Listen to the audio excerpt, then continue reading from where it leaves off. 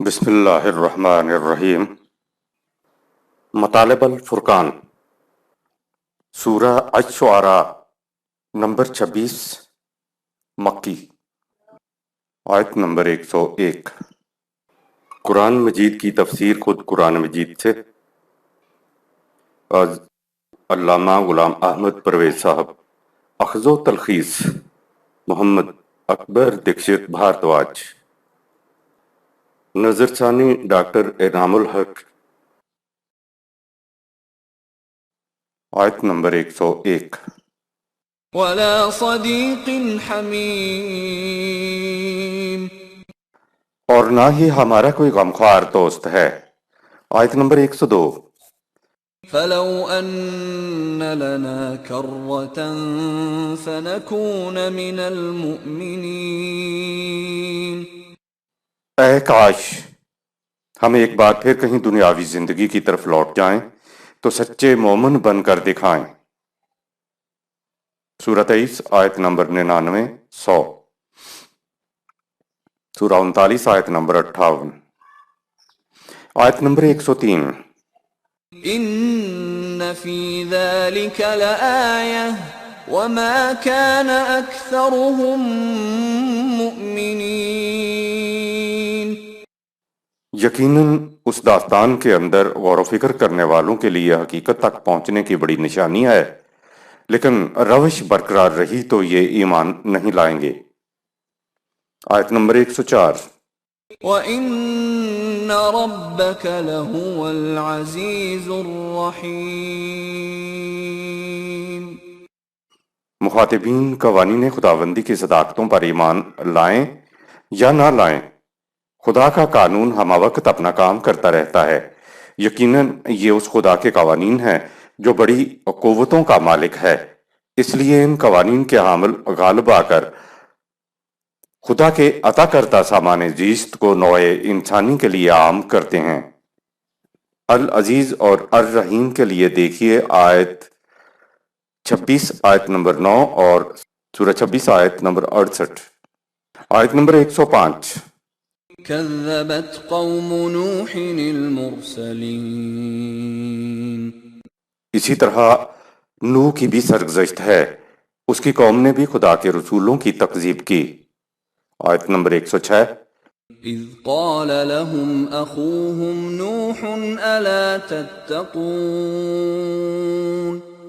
جب ان کے بھائی بندوں میں سے نوح رسول بن کے آیا تو اس نے پوچھا کہ کیا تم اپنی غلط روش کی تباہ کاریوں سے بچنا چاہتے ہو یا نہیں؟ الا تتقون، سورہ 26 آیت نمبر 106۔ اس کا عمومی ترجمہ تو یہ ہے کہ کیا تم متقی اور پرہیزگار بننا چاہتے ہو یا نہیں۔ تقویٰ کے معنی ہیں خاردار جھاڑیوں سے اپنا دامن بچا کر چلنا ہے، لہٰذا الا تتقون کے معنی ہے کیا تم زندگی کے راستے میں آنے والی خطرناک خاردار گھاٹیوں سے بچنا چاہتے ہو یا نہیں؟ یعنی دنیا و آخرت میں امن و امان کی زندگی بسر کرنا چاہتے ہو یا نہیں؟ یہ بات ہم اپنی طرف سے نہیں کہہ رہے ہیں، بلکہ اگلی آیت میں نوح علیہ السلام نے اپنے آپ کو امن کا پیغامبر کہا ہے۔ آیت نمبر 107۔ إني لكم رسول أمين۔ اے میری قوم کے لوگوں سنو، مجھے خدا نے تمہاری طرف امن و سلامتی کا پیغامبر بنا کر بھیجا ہے۔ امین، سورہ 26 آیت 107۔ اس لفظ کا مادہ الف میم نون ہے۔ اسی مادہ سے امن اور مومن کے الفاظ ہیں۔ مومن کے معنی ہیں وہ جو خود بھی امن میں رہنے والا ہو اور دوسروں کے امن کا بھی ذمہ دار ہو۔ جس قوم کو ایک ثانیہ کے لیے بھی امن نصیب نہ ہو وہ اپنے آپ کو مومن کہلانے کی مستحق نہیں۔ اس کے علاوہ جو قوم اپنے امن کے لیے دوسروں کی دست نگر ہو وہ بھی مومن نہیں ہو سکتی۔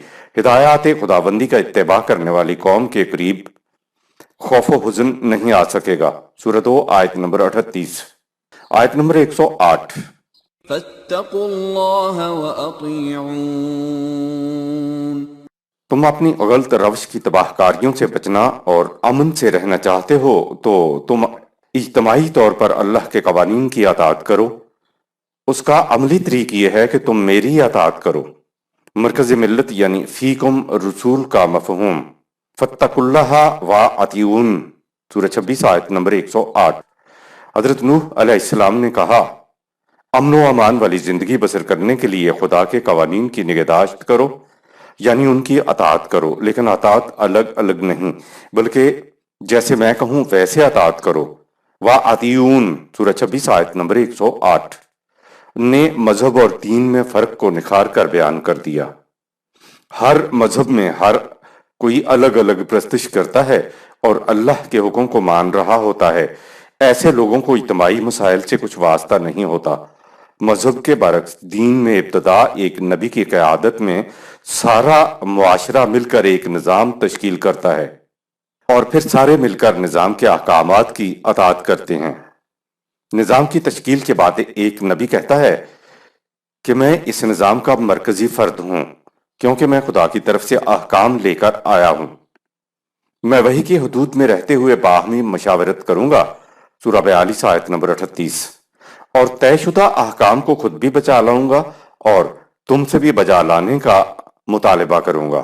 یاد رہے جب تک فیکم رسول یعنی نظام خداوندی کا سربراہ امت کے اندر نہ ہو تو نظام تشکیل نہیں پا سکتا اور نہ ہی دین کا نظام چل سکتا ہے۔ دین کی مرکزی سینٹرل اتھارٹی کو ہم نے مرکز ملت کہا ہے۔ اگر ہم سینٹرل گورنمنٹ کہتے تو سننے والی کی توجہ موجودہ حکومت کی طرف چلی جاتی۔ آخری نبی نے دین کا نظام تشکیل دیا تو مرکزی فرد کی حیثیت سے، فیکم رسول کی حیثیت سے آپ صلی اللہ علیہ وسلم باہمی مشاورت کے ساتھ احکام صادر کیا کرتے تھے۔ آپ صلی اللہ علیہ وسلم کی وفات کے بعد خلفائے راشدین نے دین کے مرکزی افراد کی حیثیت سے، فیکم رسول کی حیثیت سے نظام کو چلایا۔ اس آیت میں یہی کہا گیا ہے کہ اگر تقوی کی غایت حاصل کرنا چاہتے ہو تو پھر الگ الگ نہیں بلکہ جیسے جیسے میں مرکز ملت احکام صادر کرتا چلا جاؤں تم ان کی اطاعت کرتے چلے جاؤ۔ مرکز ملت کی اطاعت کسی ڈکٹیٹر کی اطاعت نہیں ہوتی کیونکہ وہ اپنی ذاتی خواہشات و جذبات کی اطاعت کا مطالبہ نہیں کرتا بلکہ وہ قوانین خداوندی کی حدود میں رہتے ہوئے مجلس مشاورت میں طے کردہ احکام کو صادر کرتا ہے۔ وَأَمْرُهُمْ شُورَىٰ بَيْنَهُمْ سورہ 42 آیت نمبر 38 کا یہی مفہوم ہے۔ مذہب اور دین میں یہی فرق ہے کہ اگر خدا کی اطاعت پرستش الگ الگ کی جائے تو مذہب بن جاتا ہے، اور اگر خدا کی اطاعت سینٹرل اتھارٹی مرکز ملت کی قیادت میں کی جائے تو یہ دین بن جاتا ہے۔ آیت نمبر 109۔ وما أسألكم عليه من أجر إن أجري إلا على رب العالمين۔ میں اس پر تمہاری خیر خواہی چاہنے پر بالکل کسی صلے کا طالب نہیں ہوں، میرا صلہ تو بس اس خدا کے ذمہ ہے جو تمام اقوام عالم کی پرورش کرنے والا ہے۔ دل بے مدعا تو کسی کا نہیں ہوتا چاہے وہ رسول کا دل ہی کیوں نہ ہو۔ دیکھیے سورہ 25 آیت نمبر 57۔ کامیاب اور ناکام نظام کون سا ہوتا ہے؟ خدا انبیاء کرام کے ذمے انسانوں تک اپنا پیغام پہنچانے کا کام لگایا کرتا تھا، اور اچھے ملازمین کی طرح وہ اپنے اجر کے لیے بھی خدا ہی سے امیدوار ہوتے تھے۔ یہ بہترین طریقہ ہے کہ جس نے کام پر لگایا ہے اسی سے اپنی اجرت طلب کی جائے۔ دنیا میں اس نظام کو کامیاب قرار دیا جاتا ہے جس میں نظام کے کارکن ملازمین کی صورت یہ ہو کہ وہ اپنے ذمہ کاموں کو افراد سے معاوضہ طلب کیے بغیر سر انجام دیں اور اپنے کاموں کے اجر کا مطالبہ اس سے کریں جن کے حکم پر وہ افراد کے کام کر رہے ہیں، یعنی اپنے محکموں سے طلب کریں۔ بگڑا ہوا نظام وہ ہے جس میں محکمے سے تنخواہ کے علاوہ لوگوں کے کام بغیر رشوت کے نہ کیے جائیں۔ جب تک افراد فائل کے ساتھ روپوں کے پہیے نہ لگائیں فائل چل کر ہی نہ دے۔ جب محکمے سے تنخواہ مل رہی ہے تو کسی بھی طرح سے افراد سے روپیہ یا کسی قسم کی مراعات لینا جائز نہیں ہے کیونکہ اس سے نظام میں بگاڑ پیدا ہو جاتا ہے۔ لہٰذا اگر ملازمین محکمے سے تنخواہ کے بدلے میں لوگوں کے کام کر رہے ہیں تو یہ بہترین نظام ہے، لیکن اگر تنخواہ کے ساتھ ساتھ لوگوں سے رشوت بھی طلب کی جا رہی ہے تو یہ برا اور بگڑا ہوا نظام ہے۔ آیت نمبر 110۔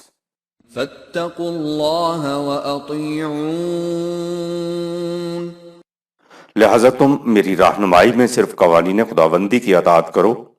فاتقوا اللہ وأطیعون، سورہ 26 آیت 110۔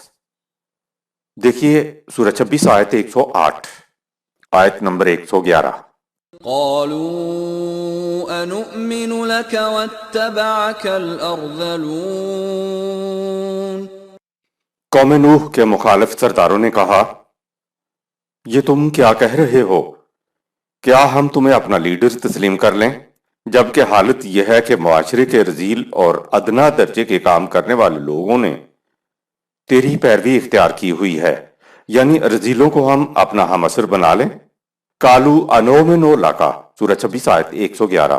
اس آیت میں یہ جو لاکا لام کے ساتھ کاف ہے یہ بڑا اہم ہے۔ یہاں ایمان لانے کی بجائے بات ماننا اس کے معنی ہوتے ہیں۔ عربی جاننے والے جانتے ہیں کہ یہ حروف بڑا فرق پیدا کر دیتے ہیں۔ آیت نمبر 112۔ قال وما علمي بما كانوا يعملون، نوح علیہ السلام نے کہا کہ مجھے اس سے غرض نہیں کہ ان لوگوں کے پیشے کیا ہیں، نہ ہی مجھے معلوم کرنے کی ضرورت ہے۔ آیت نمبر 113۔ ان حسابهم الا على ربي لو تشعرون، ان کے کاموں کا حساب کرنا تو میرے رب ہی کا کام ہے، کاش تم سمجھ سکتے۔ قرآن کے مطابق میزان خداوندی میں عزت و تکریم اس کی ہے جو قوانین خداوندی کی نگہداشت کرتا ہے۔ سورہ 49 آیت نمبر 13۔ آیت نمبر 114۔ وما انا بطارد المؤمنین، میں تمہاری خاطر ان لوگوں کو اپنے سے الگ نہیں کر سکتا جو قوانین خداوندی کی صداقت پر ایمان لا کر میرے رفیق کار بنے ہیں۔ آیت نمبر 115۔ ان انا الا نذیر مبین، میں تو بس تمہاری غلط روش کے تباہ کن نتائج سے واضح طور پر آگاہ کرنے والا ہوں، سو وہ میں نے کر دیا ہے۔ آیت نمبر 116۔ قالوا لئن لم تنته يا نوح لتكونن من المرجومين، مخالفین نے کہا، اے نوح علیہ السلام، معاشرے میں مساوات کی تعلیم دینے سے اگر تم باز نہ آئے تو ہم تمہیں سنسار کر دیں گے۔ آیت نمبر 117۔ قال رب ان قومی كذبون، نوح علیہ السلام نے اپنے رب سے فریاد کی کہ اے میرے نشو و نما دینے والے، میری قوم میری ہر بات کی تکذیب کیے جا رہی ہے۔ آیت نمبر 118۔ فافتح بینی وبینہم فتحا ونجنی ومن معی من المؤمنین، اے میرے رب، تو ان میں اور مجھ میں قطعی فیصلہ کر دے، اور مجھے اور میری جماعت کے لوگ جو تیرے قوانین کی صداقت پر ایمان رکھتے ہیں کو ان کی دستدرازیوں سے محفوظ رکھ۔ درمیان میں عرصہ گزرا ہوگا، واقعات ہوئے ہوں گے، لیکن قرآن نے ان واقعات کو بیان نہیں کیا۔ قرآن سیدھا حضرت نوح علیہ السلام کی فریاد پر آ گیا کہ اے میرے رب، اب تو ہی فیصلہ کر دے کہ یہ الگ ہو جائیں اور ہم الگ ہو جائیں، تاکہ ہم ان کی دستدرازیوں سے محفوظ ہو جائیں۔ آیت نمبر 119۔ فأنجیناہ ومن معه فی الفلک المشحون، چنانچہ ہم نے نوح علیہ السلام اور اس کے ساتھیوں کو ایک کشتی میں سوار کیا اور انہیں بخیر و خوبی نکال کر لے گئے۔ آیت نمبر 120۔ ثم اغرقنا بعد الباقین، پھر اس کے بعد باقی ماندہ لوگ غرق ہو گئے۔ آیت نمبر 121۔ ان فی ذلک لآیہ وما كان اکثرهم مؤمنین، بلا شبہ قوم نوح علیہ السلام کی داستان میں اور قانون مکافات پر بیان کردہ حقائق میں غور و فکر کرنے والوں کے لیے حقیقت تک پہنچنے کی بڑی نشانی ہے، لیکن ان کی روش برقرار رہی تو یہ ایمان نہیں لائیں گے۔ آیت نمبر 122۔ وَإِنَّ رَبَّكَ لَهُوَ الْعَزِيزُ الرَّحِيمُ۔ مخالفین قوانین خداوندی کی صداقت پر ایمان لائیں یا نہ لائیں، خدا کا قانون ہم وقت اپنا کام کرتا رہتا ہے۔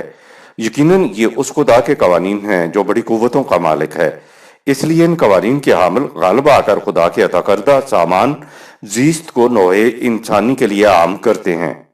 اقوام سابقہ پر عذاب سے متعلق ہمارا عمومی تصور۔ سابقہ اقوام پر عذابوں کا جو ذکر قرآن میں آتا ہے، ان کے متعلق ہمارے ہاں عمومی سا تصور یہ ہے کہ عوام خدا کی عبادت بمانی پرستش کرنا چھوڑ دیتے تھے اور جرائم کرتے تھے، تو جرائم اور عبادت نہ کرنے کی پاداش میں خدا کی طرف سے ایک عذاب آ جاتا تھا اور قوم کے گناہگار لوگ عذاب میں گرفتار ہو جاتے تھے، جبکہ ایمان والوں کو بچا لیا جاتا تھا، یعنی کسی قاعدے قانون کے بغیر ہی معجزانہ طور پر خدا کی طرف سے عذاب آ جاتا تھا۔ سابقہ اقوام پر عذاب کو نبی کا معجزہ سمجھا جاتا ہے۔ اب ختم نبوت کی وجہ سے چونکہ انبیاء اکرام کے آنے کا سلسلہ ختم ہوا تو خدا کا عذاب آنا بھی ختم ہوا۔ اب سوال یہ ہے کہ عذابوں کا سابقہ اقوام کے غلط نظام ہائے زندگی یا اعمال یعنی داخلی کردار سے بھی کوئی تعلق تھا یا نہیں؟ یہ بڑا اہم سوال ہے، اس کو محض معجزہ کہہ کر آگے نہیں بڑھ جانا چاہیے۔ کہا جاتا ہے کہ معجزہ دکھانے والے اب نہیں آئیں گے، اس لیے عذاب نہیں آئے گا اور اب ہماری عیش ہے۔ سوال یہ ہے کہ سابقہ اقوام پر عذاب سے اقوام کے داخلی کردار سے کوئی تعلق تھا بھی یا نہیں؟ خارجی حوادث یعنی عذاب اور قوم کے داخلی کردار میں باہمی تعلق۔ قرآن کریم کہتا یہ ہے کہ اقوام مثلا ہم قوم نوح کو پہلے لیتے ہیں۔ ان کا جرم تھا کہ انہوں نے اپنے معاشرے میں طبقاتی ناہمواریاں پیدا کی ہوئی تھیں۔ دوسری بات یہ کہ اس قوم نے ذاتی اخلاق اور کردار کی بجائے دولت کو عزت اور مناصب کا معیار قرار دیا ہوا تھا۔ محنت سے روٹی کمانے والوں کو وہ کمین کہتے تھے جن کے ساتھ بیٹھنا تک بھی ان کو گوارا نہ تھا۔ سیلاب آیا اور وہ غرق ہو گئے۔ دوسری قوم کا جرم بتایا کہ انہوں نے زمین پر لکیریں کھینچ کر اسے اپنی ذاتی ملکیت میں لے لیا تھا۔ غریبوں اور ان کے مویشیوں پر ان کی خود ساختہ ملکیت کے دروازے بند ہوتے تھے۔ آتش فشاں پہاڑ سے لاوا آیا اور انہیں تباہ کر کے رکھ دیا۔ کسی قوم نے اپنا سیاسی نظام ایسا بنایا کہ محکوم رعایا پر عرصہ حیات تنگ ہو کر رہ گیا۔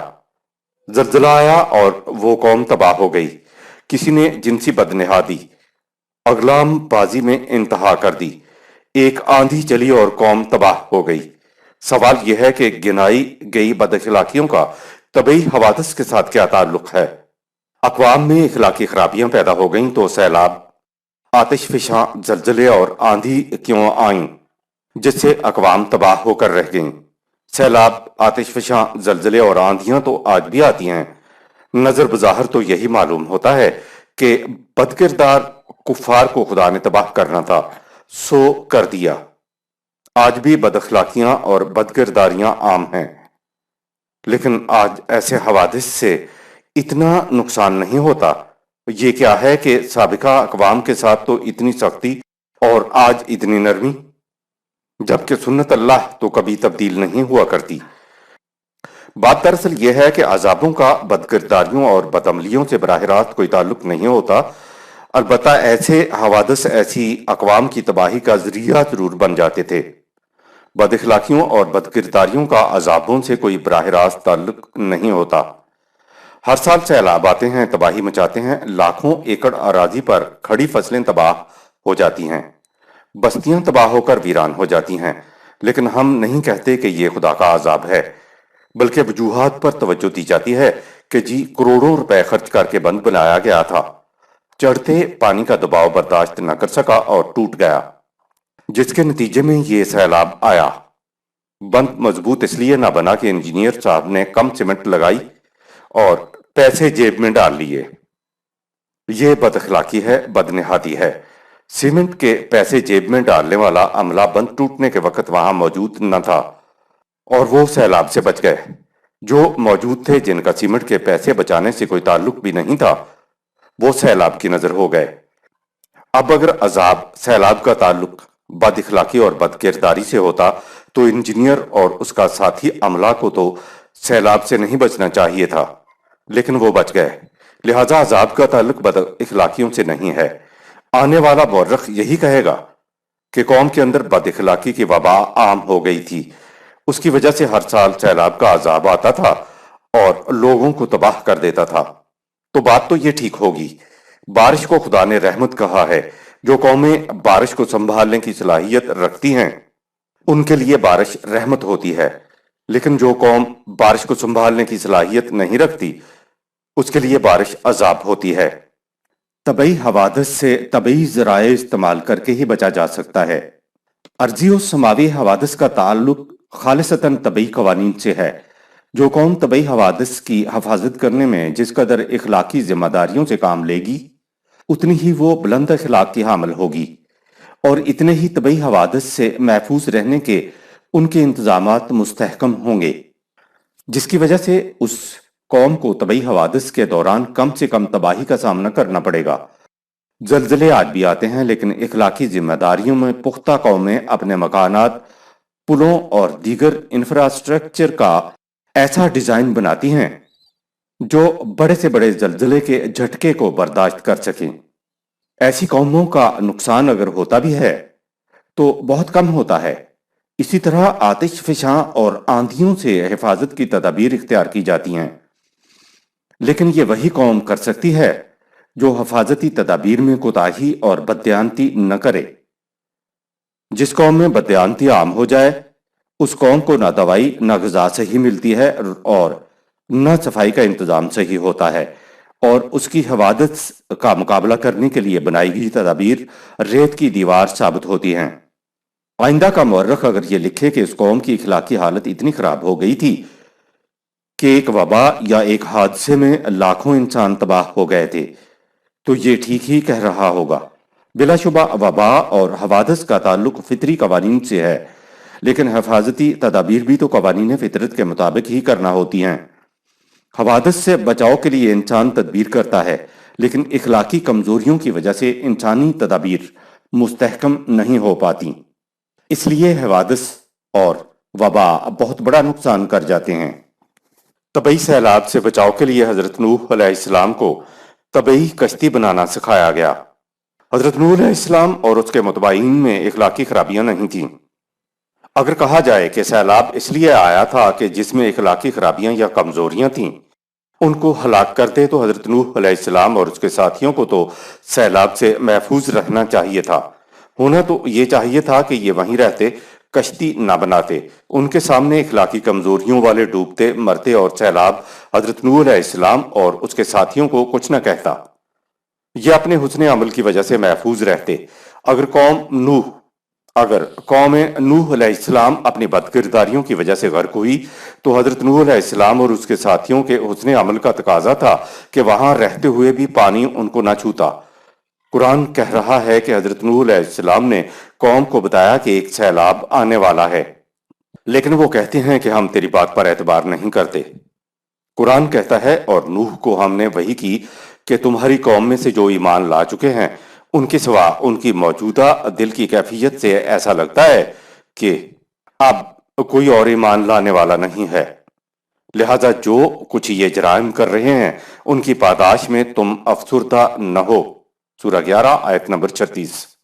अब तुम हमारी ज़ेरे निगरानी और हमारी वही के मुताबिक एक कश्ती बनाओ। सूरह 11 आयत नंबर 37।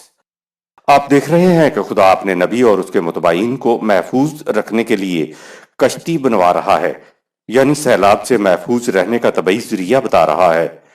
जमाना वो था कि अभी इंसान को कश्ती बनाने का फन नहीं आता था। कुरान बताता है कि अंबिया किराम को खुदा पेशगी आगाह कर दिया करता था कि फलां तबई तबाही आने वाली है, लिहाजा तबई तबाही से बचने के लिए तबई हिफाजती इक़दामात कर लो। अंबिया किराम मुखालिफीन को भी बता दिया करते थे, लेकिन वो नबी की बात का एतबार नहीं करते थे।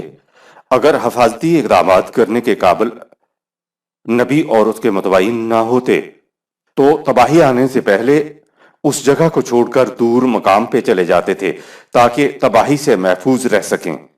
دیکھا آپ نے خدا مومنین اور انبیاء کرام کو کیسے بچا رہا ہے۔ نبی کی بات پر اعتبار نہ کرنے والوں کا انجام۔ سیلاب طبعی قانون کی روح سے آیا تھا۔ حضرت نوح علیہ السلام اور آپ کے متبعین طبعی ذریعہ کشتی استعمال کرنے کی وجہ سے سیلاب سے محفوظ رہے تھے۔ گویا بچانے والی چیز کشتی تھی۔ اگر کفار بھی حضرت نوح علیہ السلام کو دیکھ دیکھ کر ایک کشتی بنا لیتے تو وہ بھی سیلاب سے بچ جاتے۔ طبعی قوانین خدا کے بنائے ہوئے ہیں، اس لیے وہ اپنی نتیجہ خیزی میں کبھی فیل نہیں ہوتے۔ ایسا کبھی نہیں ہو سکتا کہ بخار اتارنے والی دوائی مومن کا بخار تو اتار دے لیکن کافر کے بخار کو نہ اتارے۔ طبعی قوانین کا نتیجہ کافر اور مومن میں فرق نہیں کرتا۔ مخالفین اپنی قوت اور دولت کے نشے میں مست ہوتے تھے، اس لیے نوح علیہ السلام کی بات پر اعتبار کرنے کی بجائے الٹا نوح علیہ السلام کا مذاق اڑاتے رہے۔ سورہ 11 آیت نمبر 38۔ اگر انسان کسی کو ذہن میں پہلے سے جھوٹا تصور کر لے تو اس کی کسی بات کو بھی سنجیدگی سے نہیں لیتا۔ نوح علیہ السلام ان سے کہتے ہیں کہ آج تم ہمارا مذاق اڑا رہے ہو، عنقریب وہ وقت آنے والا ہے کہ قانون خداوندی تمہارا مذاق اڑائے گا۔ سورہ 11 آیت 38۔ سیلاب آ گیا۔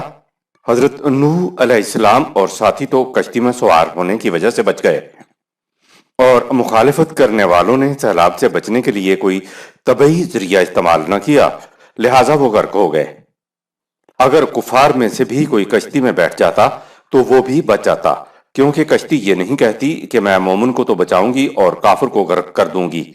اسی طرح نوح علیہ السلام کا بیٹا بھی کشتی میں بیٹھ جاتا تو وہ بھی بچ جاتا۔ طبعی حفاظتی سامان استعمال کیا جائے تو فطرت مومن اور کافر میں فرق نہیں کرتی۔ عذاب کے متعلق قرآن کریم کا پیش کردہ تصور۔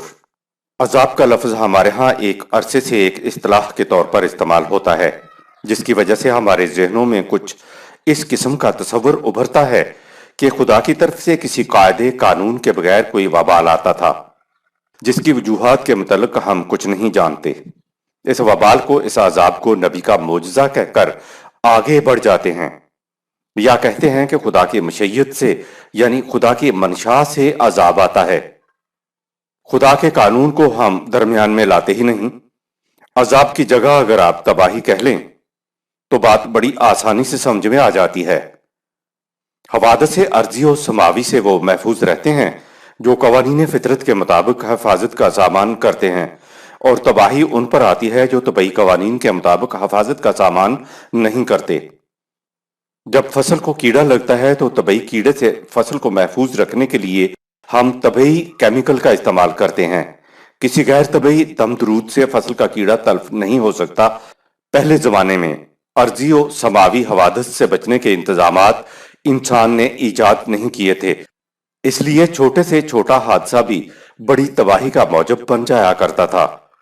نوح علیہ السلام کی داستان میں تو کشتی بچانے کا سبب بنی، لیکن دوسرے انبیاء کرام کی داستانوں میں انبیاء کرام اور ان کے ساتھی جگہ چھوڑ دینے سے محفوظ رہتے تھے۔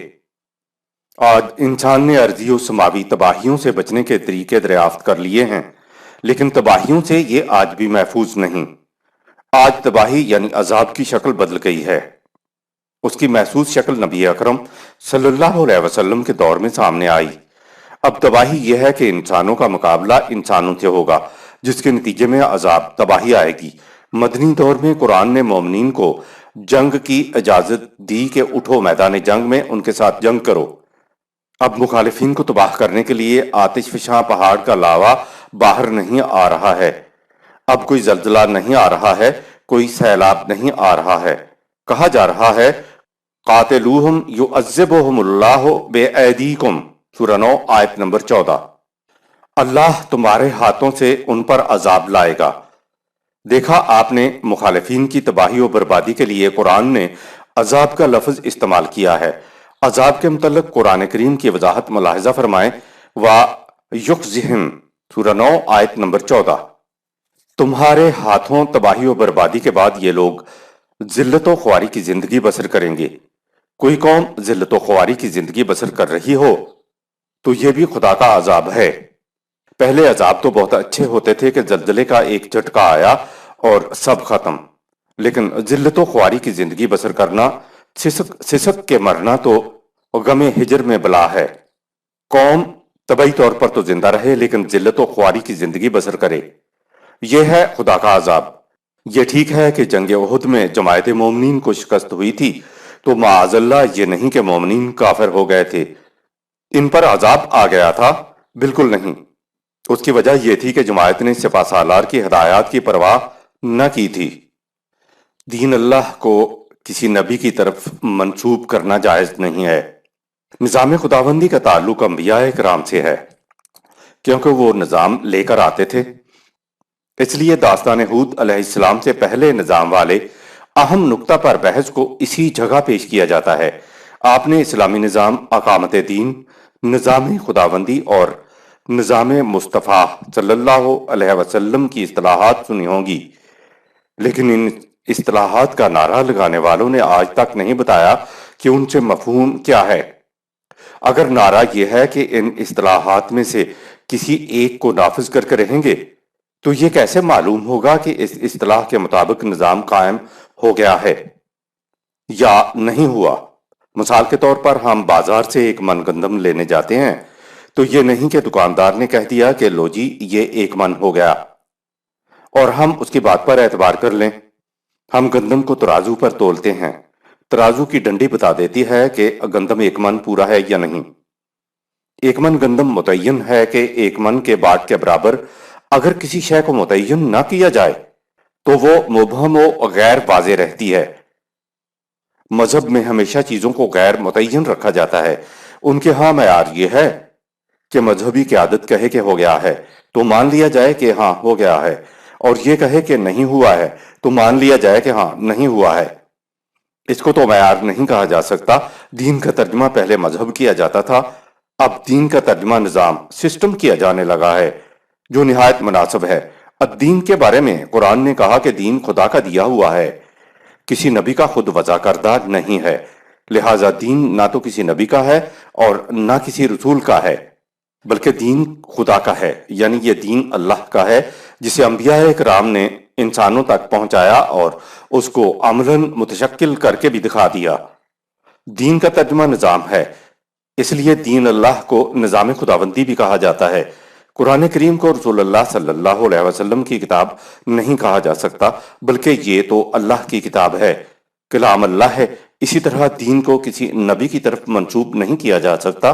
نبی اکرم صلی اللہ علیہ وسلم نے صرف اللہ کی کتاب کو انسانوں تک پہنچایا ہے۔ الدین صرف وہی ہے جو قرآن کریم میں محفوظ ہے۔ اب ترازو کی ڈنڈی کی طرح متعین طور پر واضح ہو گیا کہ نظام خداوندی بس وہی ہے جسے قرآن نظام خداوندی کہے۔ الدین کے متعلق بھی یہ نہیں ہے کہ یہ صرف نبی اکرم صلی اللہ علیہ وسلم کو دیا گیا تھا اور آپ نے اس کو انسانوں تک پہنچایا۔ قرآن کہتا ہے کہ جب سے سلسلہ رشد و ہدایت آسمانی شروع ہوا ہے، ہر نبی کو وہی دین دیا گیا جو بعد میں آنے والے انبیاء کرام کو دیا جاتا رہا۔ دیکھیے سورہ الشورى کی آیت نمبر 13، جس میں پہلے نبی اور آخری نبی اور دیگر انبیاء کا نام آتا ہے۔ انبیاء کرام کو دین نظری حیثیت میں دیا جاتا تھا۔ یہ زندگی گزارنے کے لیے کچھ اصول ہوتے ہیں جو انبیاء کرام کو دیے جاتے تھے، اور اب یہ ابدی اصول قرآن کریم میں محفوظ ہیں۔ جب نبی ان اصولوں کو عملی شکل دے کر نافذ کر دیتا تھا تو یہی اصول دین الاسلام بن جاتے تھے۔ یہ اصول اب قیامت تک کے لیے قرآن میں موجود ہیں۔ جب کبھی ان اصولوں کو عملی شکل میں ڈھالا جائے گا تو ڈھلی ہوئی شکل کو الاسلام کہا جائے گا۔ قرآن میں ہے ان الدین عند اللہ الاسلام، سورہ 3 آیت نمبر 19۔ اللہ کے نزدیک الدین کی محسوس مشہود شکل الاسلام ہے، لہذا زندگی بسر کرنے کے نظری اصولوں کے بالفعل و بالقوت نافذ ہو جانے کے بعد ہی دین اللہ نظام خداوندی بنتا ہے۔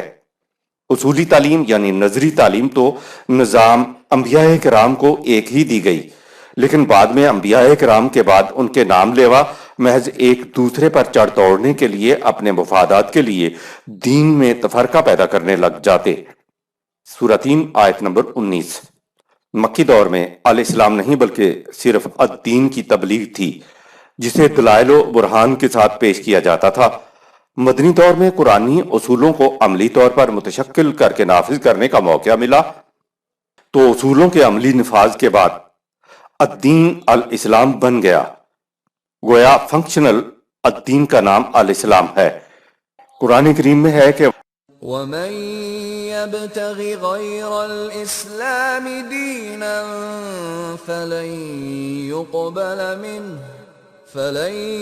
يقبل منه وهو في الآخرة من الخاسرين۔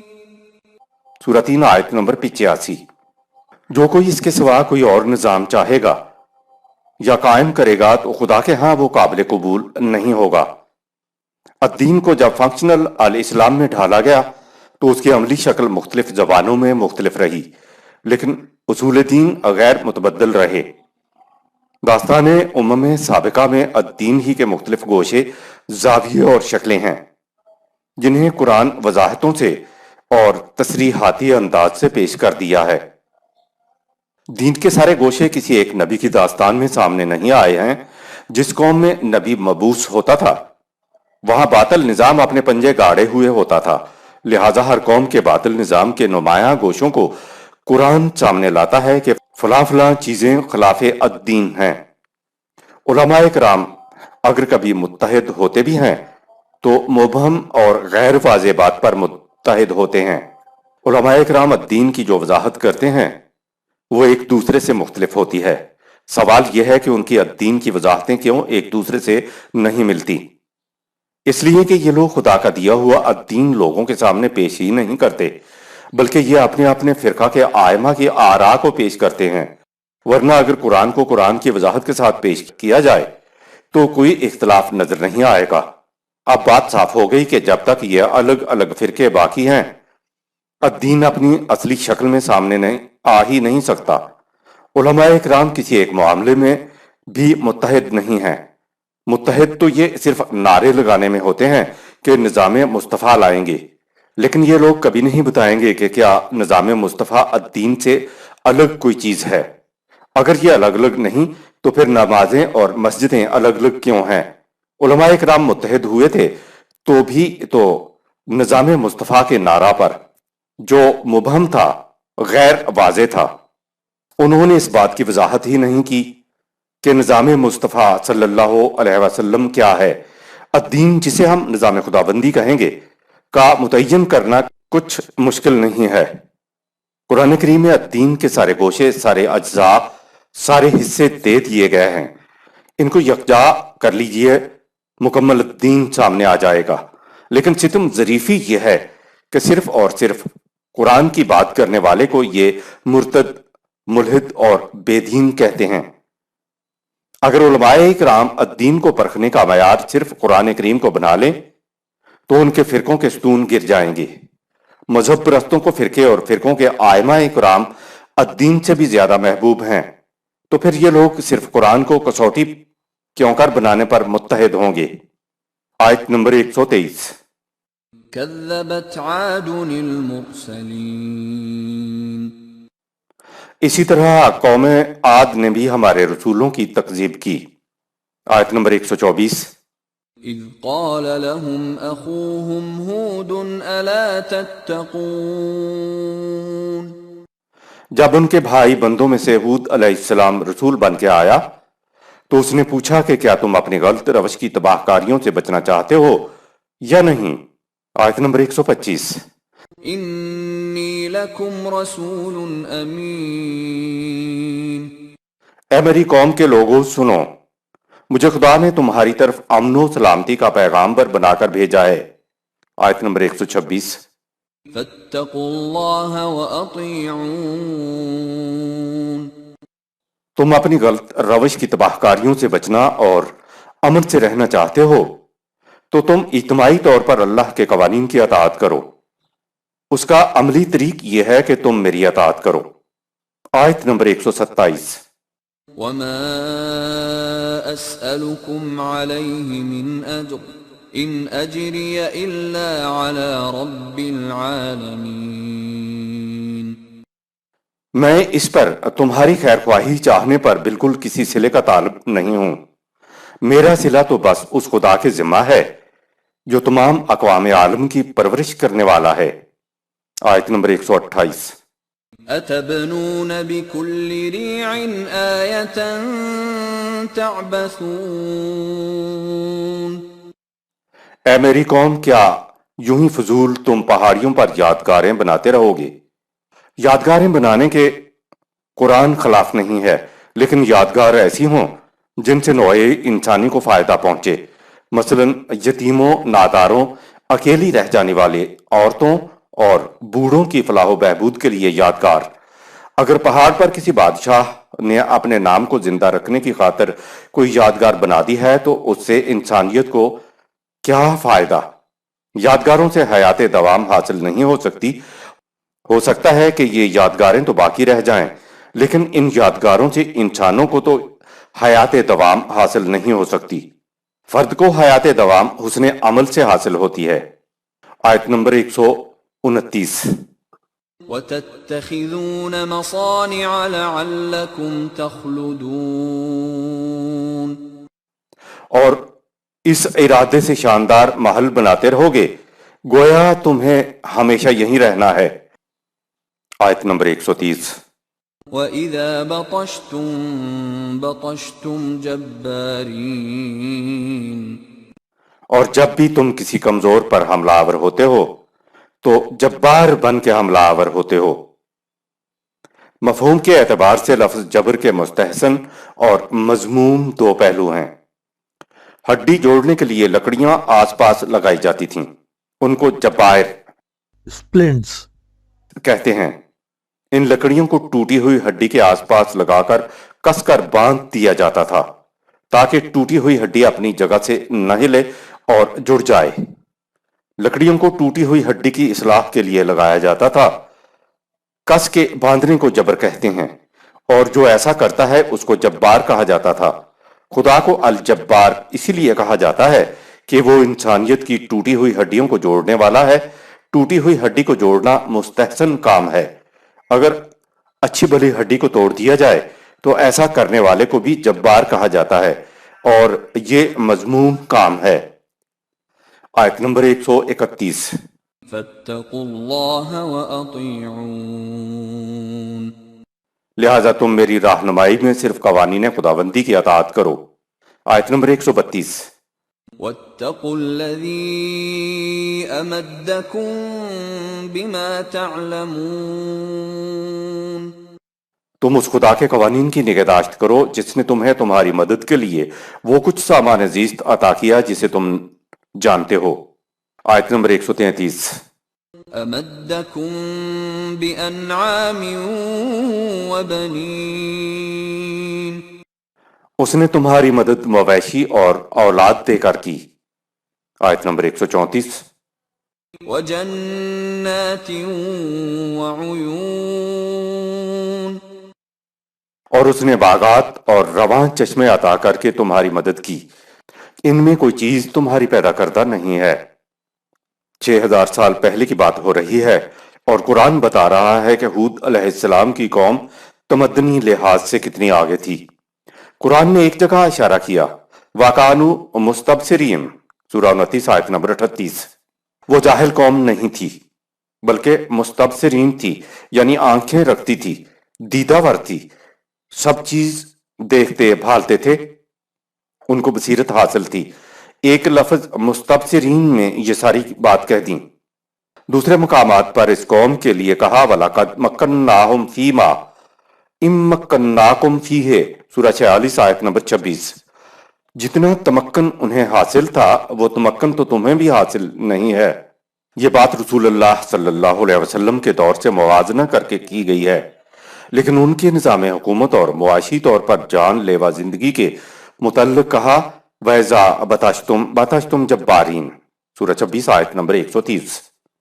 جو کمزور تمہارے ہاتھ آ جاتا ہے اس کی ہڈیاں توڑ کے رکھ دیتے ہو۔ یہ قرآن نے ان پر فرد جرم عائد کیا ہے۔ دولت و ثروت، خوشحالی، فارغ البالی اور نعمائے خداوندی تو اس لیے دی گئی تھیں کہ انہیں نوع انسانی کی منفعت کے کام میں لاؤ۔ नेवाए खुदाबंदी से कुव्वत हासिल होती है। कहा कि तुम कुव्वत से कमजोरों की हड्डियां तोड़ने का काम लेते हो। उनका सियासी और मुआशी शिकंजा इस कदर रखते हो कि कमजोरों की हड्डियां टूट जाती हैं। आयत नंबर 135। इन्नी अखाफु अलैकुम अज़ाब यौमिन अज़ीम। अगर तुमने कवानीन खुदाबंदी के अतात मुझ हूद अलैहिस्सलाम रसूल की इत्तिबा में ना की तो मुझे डर है कि तुम्हारी रवश के नतीजे में तुम पर सख्त तबाही आ जाएगी। आयत नंबर 136। क़ालू सवाउन अलैना अवअज़्त अम लम तकुम मिनल वाइज़ीन। कौमे आद ने सब कुछ लापरवाही से सुनने के बाद कहा, हमारे लिए तुम्हारे वाजो नसीहत करना और ना करना बराबर है, क्योंकि हम ईमान नहीं लाएंगे। आयत नंबर 137। इन हाज़ा इल्ला खुलुकुल अव्वलीन। खुदा और अजाब जिनसे तुम डराते हो ये सब पुराने जमाने के लोगों के मनगढ़ंत अफसाने हैं। सूरह 38 आयत नंबर 7। आयत नंबर 138। वमा नहनु बिमुअज़्ज़बीन। और ये कि हम पर कोई तबाही नहीं आएगी। आयत नंबर 139। फकज़्ज़बूहु फअहलकनाहुम इन्न फी ज़ालिक लआयह वमा कान अक्सरुहुम मुअ्मिनीन। कौम आद ने हूद अलैहिस्सलाम की एक एक बात को झुठला दिया। नतीजे में हमारे कानून मकाफात ने उन्हें तबाह व बर्बाद कर दिया। बिलाशुबा कौम आद की दास्तान में और कानून मकाफात पर मबनी बयान करता हकायक में गौर व फिक्र करने वालों के लिए हकीकत तक पहुंचने की बड़ी निशानी है, लेकिन मुखातिबीन की रवश बरकरार रही तो ये ईमान नहीं लाएंगे। आयत नंबर 140। वइन्न रब्बक लहुवल अज़ीज़ुर रहीम। मुखालिफीन कवानीन खुदाबंदी की सदाकत पर ईमान लाएं या ना लाएं, खुदा का कानून हमा वक्त अपना काम करता रहता है। यकीनन ये उस खुदा के कवानीन हैं जो बड़ी कुव्वतों का मालिक है, इसलिए इन कवानीन के हामिल गालिबा आकर खुदा के अता करदा सामान जीस्त को नोए इंसानी के लिए आम करते हैं। अल अजीज और अर रहीम के लिए देखिए सूरह 26 आयत नंबर 9 और सूरह 26 आयत नंबर 68। आयत नंबर 141। कज़्ज़बत समूदुल मुरसलीन। इसी तरह कौम समूद की भी दास्तान है जिन्होंने अपने रसूलों की तकज़ीब की। आयत नंबर 142। इज़ क़ाल लहुम अख़ूहुम सालिहुन अला तत्तक़ून। जब उनके भाई बंदों में से सालेह अलैहिस्सलाम रसूल बन के आया तो उसने पूछा कि क्या तुम अपनी गलत रविश की तबाहकारियों से बचना चाहते हो या नहीं। आयत नंबर 143। इन्नी लकुम रसूलुन अमीन। ऐ मेरी कौम के लोगों सुनो, मुझे खुदा ने तुम्हारी तरफ अमनो सलामती का रसूल बनाकर भेजा है। आयत नंबर 144। फत्तकुल्लाह व अतीऊन। तुम अपनी गलत रवश की तबाहकारियों से बचना और अमन से रहना चाहते हो तो तुम इज्तिमाई तौर पर अल्लाह के कवानीन की अताअत करो। उसका अमली तरीक यह है कि तुम मेरी अताअत करो। अला तत्तकून सूरह 26 आयत नंबर 142। अरबी ज़बान में ये अल्फाज खबरदार करने के लिए आते हैं, इसलिए कहा कि होश में आओ, मुझे बताओ तुम निज़ाम खुदाबंदी के अंदर रहते हुए जिंदगी बसर करना चाहते हो या नहीं। तमाम अंबिया इकराम अद्दीन पेश करते थे। दीन तो एक इज्तिमाई निज़ाम का नाम है, इसलिए कवानीन खुदाबंदी की अताअत इनफरादी तौर पर नहीं की जाएगी, बल्कि निज़ाम के अंदर रहकर जिंदगी बसर करने वाला हर शख्स फत्तकुल्लाह व अतीऊन सूरह 26 आयत 144 कवानीन खुदाबंदी की अताअत करेगा। मगर जिंदा सरबराह की अताअत के जरिए से खुदा के कवानीन की अताअत की जाएगी। निज़ाम हुकूमत के क़याम के लिए जिंदा सरबराह ममलकत का होना लाजमी है। जिंदा सरबराह ममलकत या मरकज मिल्लत ही को कुरान ने फीकुम रसूल कहा है, اب قوانین خداوندی کی اطاعت کا طریقہ سامنے آ گیا کہ مرکز ملت کے ذریعے خدا کے قوانین کی اطاعت کرنا ہے۔ آیت نمبر 145۔ وما أسألكم عليه من أجر إن أجري إلا على رب العالمين۔ میں اس پر تمہاری خیر خواہی چاہنے پر بالکل کسی صلے کا طالب نہیں ہوں، میرا صلہ تو بس اس خدا کے ذمہ ہے جو تمام اقوام عالم کی پرورش کرنے والا ہے۔ آیت نمبر 146۔ أتتركون فيما هاهنا آمنين۔ اگر تمہاری باطل روش برقرار رہی تو کیا تمہیں آسائشوں، فراوانیوں اور امن کی زندگی کی حالت میں رہنے دیا جائے گا؟ آیت نمبر 147۔ في جنات وعيون۔ یعنی لہلہاتے باغات اور چشموں میں رہنے دیا جائے گا۔ آیت نمبر 148۔ وزروع ونخل طلعها هضيم۔ ان زرخیز زمینوں، کھجوروں کے باغات میں جن پر گتھے ہوئے پھلوں کے خوشے لٹک رہے ہیں میں رہنے دیا جائے گا۔ آیت نمبر 149۔ وتنحتون من الجبال بيوتا فارهين۔ اور ان قلعہ نما محلوں میں جنہیں تم پہاڑوں کو تراش تراش کر بڑی صنعت کاری سے اترانے کے لیے بناتے ہو میں رہنے دیا جائے گا۔ آیت نمبر 150۔ فاتقوا الله وأطيعون۔ تم اپنی غلط روش کی تباہ کاریوں سے بچنا اور امن سے رہنا چاہتے ہو تو تم اجتماعی طور پر اللہ کے قوانین کی اطاعت کرو۔ اس کا عملی طریق یہ ہے کہ تم میری اطاعت کرو۔ آیت نمبر 151۔ ولا تطيعوا أمر المسرفين۔ اور قوانین خداوندی سے سرکشی اختیار کر کے عدل و انصاف کی حدود سے تجاوز کرنے والوں کی بات نہ مانو بلکہ وسائل زندگی کو مستحقین تک پہنچاؤ۔ آیت نمبر 152۔ الذين يفسدون في الأرض ولا يصلحون۔ وہ لوگ جو ملک میں ناہمواریاں پھیلاتے ہیں اور کبھی اصلاح کی فکر نہیں کرتے ان کی بات نہ مانو۔ آیت نمبر 153۔ قالوا انما انت من المسحرین۔ ساری باتیں سننے کے بعد قوم کے لوگ بولے کہ ہمیں یقین ہو گیا ہے کہ تو بھی ان لوگوں میں سے ہے جو فریب میں مبتلا ہو جاتے ہیں کہ خدا نے انہیں دنیا کی اصلاح کرنے کے لیے معبور کیا ہے۔ آیت نمبر 154۔ ما انت الا بشر مثلنا فأت بآیة ان كنت من الصادقین۔ تم تو ہمارے ہی جیسے انسان ہو تو تم رسول کیسے ہو سکتے ہو؟ بہرحال اگر تم اپنے دعوے میں سچے ہو کہ تم رسول ہو اور ہم پر تباہی آنے والی ہے تو اس کے لیے کوئی نشانی پیش کرو۔ آیت نمبر 155۔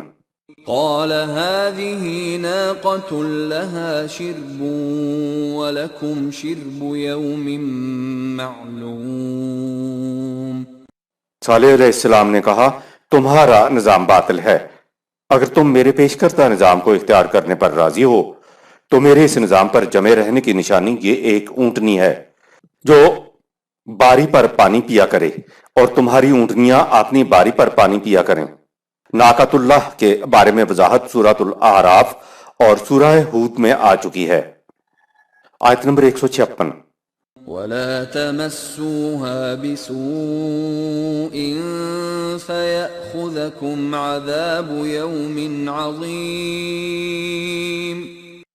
اس اونٹنی کو نقصان نہ پہنچانا ورنہ سمجھا جائے گا کہ تم میرے تجویز کرتا نظام پر قائم نہیں رہنا چاہتے، اس کا نتیجہ تمہاری تباہی و بربادی ہوگا۔ آیت نمبر 157۔ فعقروها فأصبحوا نادمين۔ بات تسلیم کرنے کے بعد وہ اس پر قائم نہ رہے اور انہوں نے اونٹنی کی کونچیں کاٹ کر مار ڈالا، لیکن بعد میں وہ سخت پشیمان ہوئے کہ اگر صالح علیہ السلام کی بات سچی نکلی تو پھر کیا ہوگا؟ آیت نمبر 158۔ فأخذهم العذاب إن في ذلك لآية وما كان أكثرهم مؤمنين۔ چنانچہ ان پر تباہی آ گئی۔ بلا شبہ قوم سمود کی داستان میں اور قانون مکافات پر مبنی بیان کردہ حقائق میں غور و فکر کرنے والوں کے لیے حقیقت تک پہنچنے کی بڑی نشانی ہے، لیکن مخالفین کی روش برقرار رہی تو یہ ایمان نہیں لائیں گے۔ آیت نمبر 159۔ وَإِنَّ رَبَّكَ لَهُوَ الْعَزِيزُ الرَّحِيمُ۔ مخالفین قوانین خداوندی کی صداقت پر ایمان لائیں یا نہ لائیں، خدا کا قانون ہمہ وقت اپنا کام کرتا رہتا ہے۔ یقیناً یہ اس خدا کے قوانین ہیں جو بڑی قوتوں کا مالک ہے، اس لیے ان قوانین کے حامل غالب آ کر خدا کے عطا کردہ سامان زیست کو نوع انسانی کے لیے عام کرتے ہیں۔ العزیز اور الرحیم کے لیے دیکھیے سورہ 26 آیت نمبر 9 اور سورہ 26 آیت نمبر 68۔ صدق اللہ العظیم۔